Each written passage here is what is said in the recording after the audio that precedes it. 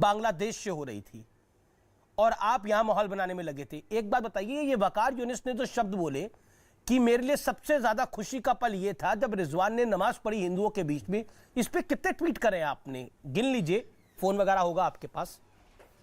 बिल्कुल, कितने ट्वीट करें?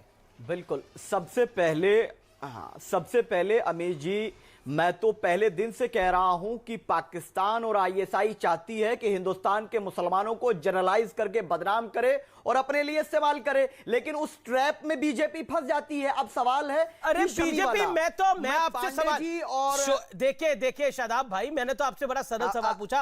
वकार यूनिस पे आपने जो उन्होंने नमाज वाली बात बोली, उस पे ऑब्जेक्शन आपने रेस करा कि नहीं करा?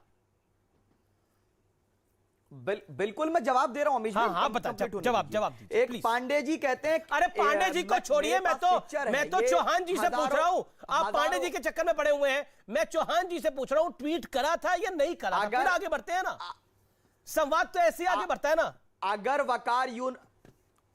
वकार यूनुस साहब को मैं बहुत स्पष्टता से जवाब दे दूं कि ये हिंदुस्तान है, हम हजारों नहीं करोड़ों हिंदुओं के बीच नमाज पढ़ते हैं। और अगर मैं, सुन लीजिए, अब जवाब पूरा हो जाने दीजिए, मैं बहुत बड़ा जवाब देने जा रहा हूं, पूरा देश बहुत बड़ा। मैं संबित जी मेरे घर, संबित जी अगर मेरे घर आएंगे और उनका ईश्वर से, परमात्मा से मन मिलाने का मन होगा तो मैं कहूंगा कि बिल्कुल करिए, और मैं संबित जी के घर जाऊंगा तो उनके घर नमाज पढ़ लूंगा। ये मेरा हिंदुस्तान है। और अगर वकार यूनुस माफी नहीं मांगते तो मैं उनके खिलाफ ट्वीट करता, लेकिन वकार यूनुस बड़े खिलाड़ी हैं, उन्होंने अपनी गलती पर माफी मांगी है। जब कोई व्यक्ति माफी मांग लेता तो उसमें क्या बचेगा फिर, मुझे बता दीजिए। और शमी को ट्रोल करने वाले पाकिस्तानी और बांग्लादेशी मैं नहीं जानता, लेकिन हिंदुस्तान के लोग हैं जो अजरुद्दीन अजरुद्दीन का मुसलमान होने की वजह से करियर बर्बाद कर दिया।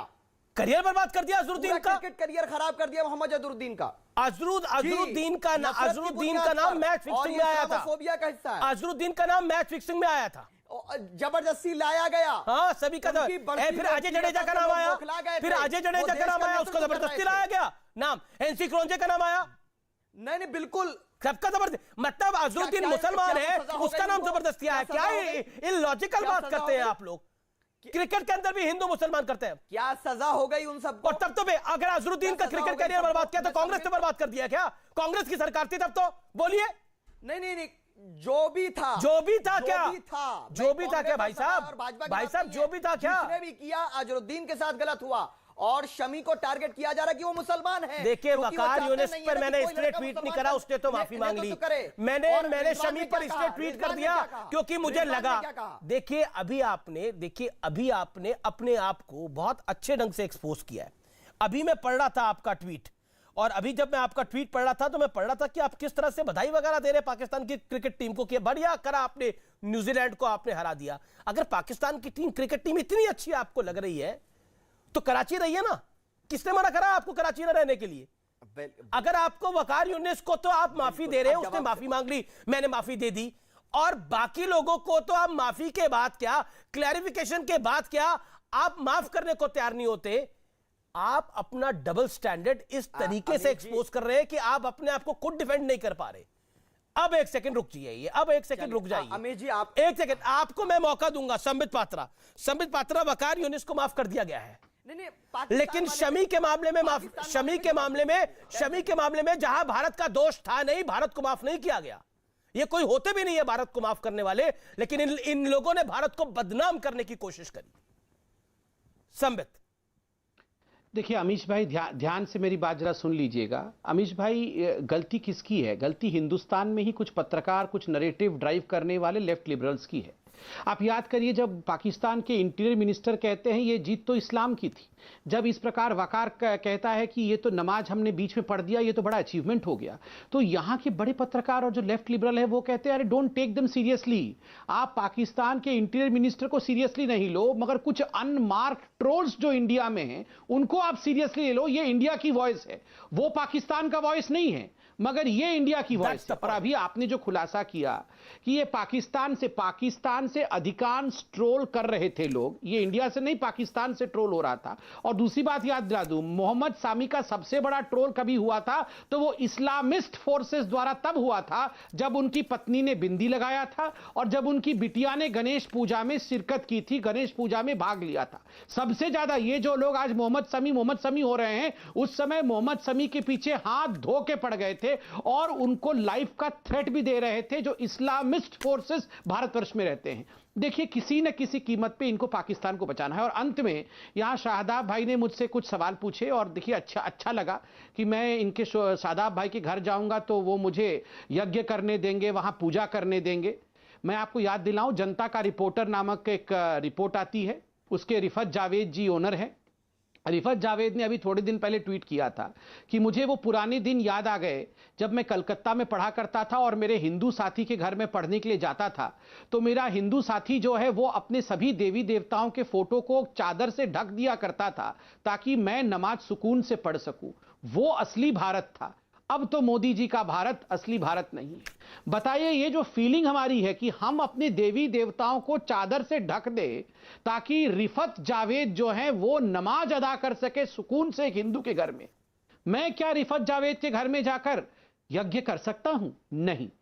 अमीश भाई, ये वन वे ट्रैफिक सेक्युलरिज्म का क्यों और कब तक चलेगा? ठीक है। ये नैरेटिव आखिर हम ये इस्लामोफोबिया सुबह से शाम तक करते हैं, जो हिंदू फोबिया यहां हो रहा है उस हिंदू फोबिया पे बोलने का अधिकार हमें है या नहीं है? जी शोएब जमाई इंतजार करें। शोएब जमाई, ये हिंदू फोबिया इज रियल।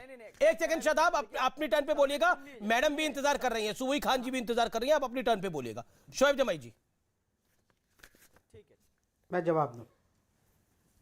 भाई, ये जब बीजेपी एम्बैरेसिंग सिचुएशन में आती है तब फर्जी टूल किट का प्रोपेगेंडा आप लेके आते हैं। क्या बीसीसीआई भी बेवकूफ है? बीसीसीआई ने सपोर्ट में यहां से ट्वीट किया मोहम्मद शमी के, सचिन तेंदुलकर ने किया, वीरेंद्र सहवाग ने किया, हरभजन सिंह ने किया। आपने राहुल गांधी का तो नाम ले लिया, युजवेंद्र चहल का नाम नहीं लिया, वेंकटेश प्रसाद का नाम नहीं लिया। वेंकटेश प्रसाद ने क्या लिखा? टूल किट से यहां से चलाते हैं क्या? नहीं, वेंकटेश प्रसाद ने भी ट्वीट किया, वीरेंद्र सहवाग ने भी किया, सचिन तेंदुलकर ने सपोर्ट किया। और सबसे बड़ी बात कि बीसीसीआई ने सपोर्ट में ट्वीट किया है, जिसके सेक्रेटरी जो है झूठ का प्रोपेगेंडा चलाया जा रहा था, झूठ का प्रोपेगेंडा चलाया जा रहा था। भारतीय खिलाड़ियों पर दबाव डाला गया।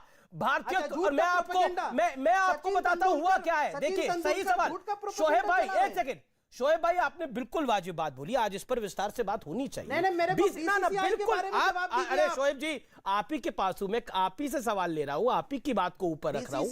शोएब जी, आपने बिल्कुल लाजमी बात बोली।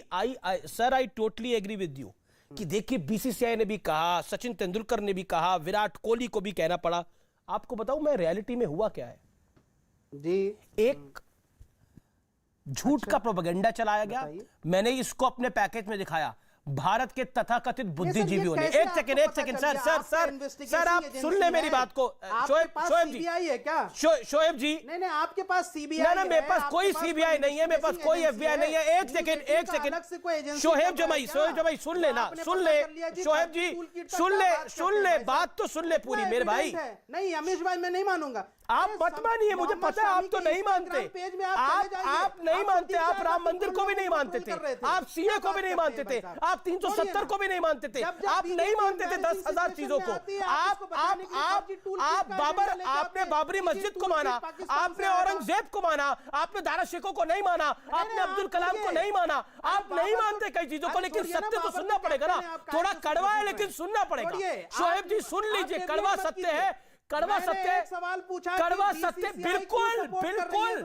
आप शोएब जी, आप ही भी पाकिस्तान के टूल किट से जवाब, अब आप बात तो सुनिए पूरी। आप बताइए इसमें। अरे अब आप तेंदुलकर पे आप तो महाराज you are blaming Sachin Tendulkar. ना अरे okay, let me answer you are asking me. Shoaib जवाई, you are asking me, you are blaming Sachin Tendulkar. एक second Shoaib hold on, audio down करना पड़ेगा। मैं वो चाहता नहीं, आप वरिष्ठ आदमी हैं और आपकी बात, आप एक सेकंड बात तो सुन लीजिए। अगर आप लगातार बोलेंगे